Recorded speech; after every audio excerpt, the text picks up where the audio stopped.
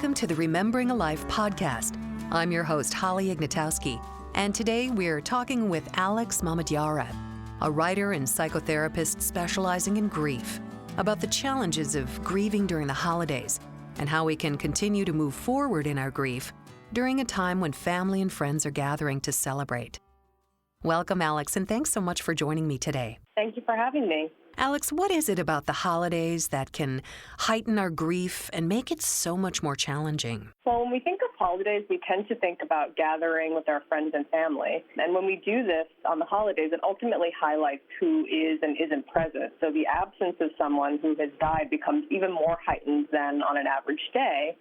And even more logistically, how we spend the holidays can shift after a loss. Maybe the person we lost typically hosted, for instance, so now we're adapting to a new tradition, not only grieving the person, but grieving that old tradition that we engaged in. And in 2021, we have to, of course, mention the COVID-19 pandemic. The holidays last year were pretty much unlike any holidays we've had before. There was probably a lot more separation.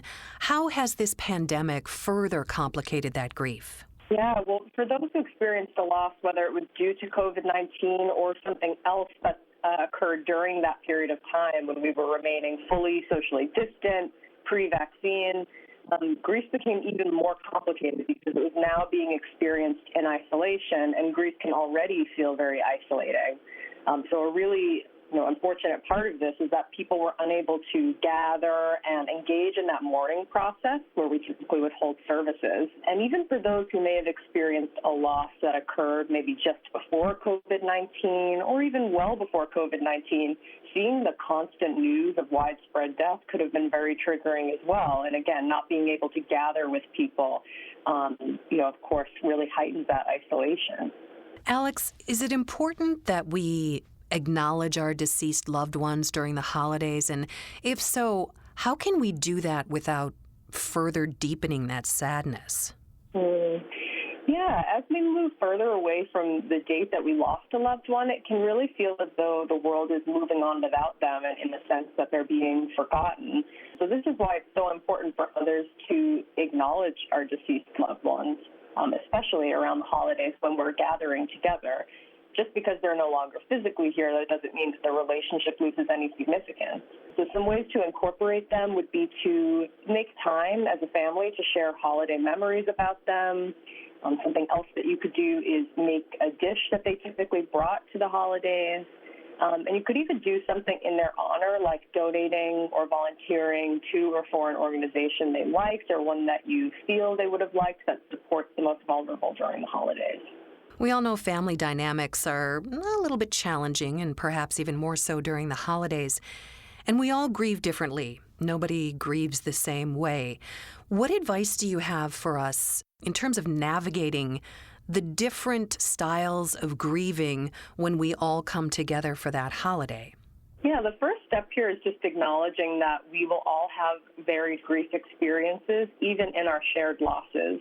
So the most straightforward way to remind yourself of this is to acknowledge how different our relationships are from each other. So we all bring our uniqueness, who we are as individuals, into our relationships. And so if the relationships are unique, then the losses are going to feel unique. So we can allow ourselves to feel how we feel and allow others to feel how they feel when we acknowledge this. This will likely impact how we incorporate the person we've lost into our holiday gatherings. So I think that communication around this and what each person feels comfortable with is absolutely key. Inevitably, someone's going to want to talk about it. Let's reminisce. Let's talk up through our grief. And then someone else is not going to want to talk about it. They're going to want to put it behind them. So how do we reconcile that? Yeah, every family dynamic is so unique, including how communication typically plays out. But it is so important to address this in a way that feels safe, perhaps bringing it up to one person in the family who you feel comfortable with. So there's always a chance that other family members avoid the subject out of a fear of upsetting others. So the best thing we can do as individuals within a family unit is to communicate our feelings on it and work together on finding a way that we can bring the person we lost into our gatherings in a way that works for everyone. Many people are so affected by their grief and their loss that they choose to not celebrate the holidays at all, particularly after losing someone during that time. I have a friend who won't put up a Christmas tree because she lost her sister at that time. And you're always marking that anniversary. So how does that person find joy in the holidays again? Yeah, it makes sense that we wouldn't feel up to celebrating the holidays or anything really, especially in the specific way that we celebrated with someone who is no longer here. I think that because it can be really grounding and healing to spend time with our support people, especially around difficult seasons like the holidays, I would recommend considering, keeping in mind that everyone is unique and has different needs, if there's room to shift how you gather and with whom, maybe rather than calling it off altogether, finding something new that you can do just to get that support, even if it's not celebrating the actual holiday how you would have. And what do you say to the people who actually do want to join in the festivities, but they feel guilty or they feel like someone's missing, I shouldn't be celebrating because they're gone? How do you help them re-engage? Guilt is such a common part of the grief experience, and the way that I like to frame this is considering self-compassion. So that after everything you've been through, of course, you should feel entitled to enjoy yourself, to have some joy. One fear that tends to come up is that if we have recently gone through a loss and we have a moment of joy, others who witness this might assume that we're somehow no longer grieving. So I think it's important to know that we can experience both and communicate that this is the reality of our experience by saying something like, some days are so hard, but I can still smile from time to time. Doesn't mean my grief is over. Alex, you hold a commitment to lifelong learning and advocacy around bereavement that opens up a space, as you say in your bio, for people to grieve authentically. Can you explain what that means, to grieve authentically? Yeah, grieving authentically is something that I think is very much tied into what I just shared about, acknowledging that grief and joy can exist together. It's being most authentic to yourself in your experience rather than conforming to whatever you think it is that you're supposed to look like or seem like while you're grieving. So, for instance, that is, if it feels most authentic to you to not celebrate a holiday this year, then that's what you do. If it feels like the best thing for you to do and the most authentic thing for you to do is to enjoy yourself, that's what you do. That's really what it comes down to, is acknowledging that there's no exact framework or model that you have to follow. You just have to do what feels right for you. Is there any danger in continuing to avoid holidays, avoid any happy feelings that we might feel guilty about? Is there at some point that we have to move beyond that and find a way to do that? Yeah, I think when it comes to holidays and talking about avoiding them, what that makes me think about is avoiding being around people and leaning into support. I think at some point it's absolutely necessary to do that. And if you're finding it incredibly difficult to enjoy anything in life after a long period of time, it's definitely important to seek support. In your approach to counseling, you say that you allow space to explore the possibility that your grief may not dramatically shrink, though you may continue to grow and even thrive. And that's the key to the grieving process, not a rigid timeline. Can you talk about that? Yes. Holding ourselves to a rigid timeline can actually do more harm than good, because then it creates the sensation that we're doing something wrong. Not only are we grieving, which is an immensely heavy thing to carry, it's such a complex collection of emotions, then on top of that, we're feeling badly about how we're grieving and that we're somehow not getting it right, when in truth there is no way to get it right. Most people will tell you that after they experience significant loss, the grief never fully goes away. This doesn't mean that you can't enjoy life again. This doesn't mean that you can't have a very fulfilling life.